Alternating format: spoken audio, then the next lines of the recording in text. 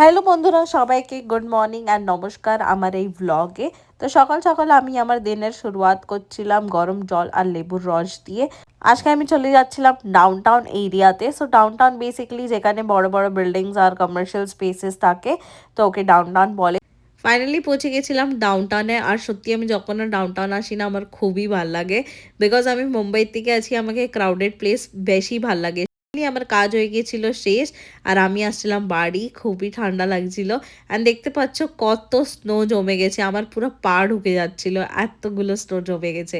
ঘরে এসে আমি রান্না করে দিয়েছিলাম ভাত, এখানে বেগুন ভেজে দিয়েছিলাম, আর এখানে বানিয়ে নিয়েছিলাম আমি দইয়ের কারি। ওর পরে রেস্ট করা নেওয়ার পরে আমি উঠে গেছিলাম আর ভাবলাম আজকে কি রান্না করব, তাই বানাচ্ছিলাম পালক পনির। সো ভালো করে সবকিছু প্রেপ করা নেওয়ার পরে এখানে অ্যাড করে দিচ্ছিলাম পালকের পেস্ট। আর আমি 5 জনের জন্য খাওয়া বানাচ্ছিলাম, কেন আমরা সবাই স্টুডেন্ট আছি আর এতই জিনিস এক্সপেন্সিভ আছে। দেখতেই পাচ্ছ এটা পনির অলমোস্ট 2 কেজির আছে, আর এটা পনির আমাদের পড়েছে 1300 টাকা ইন্ডিয়ান কারেন্সিতে।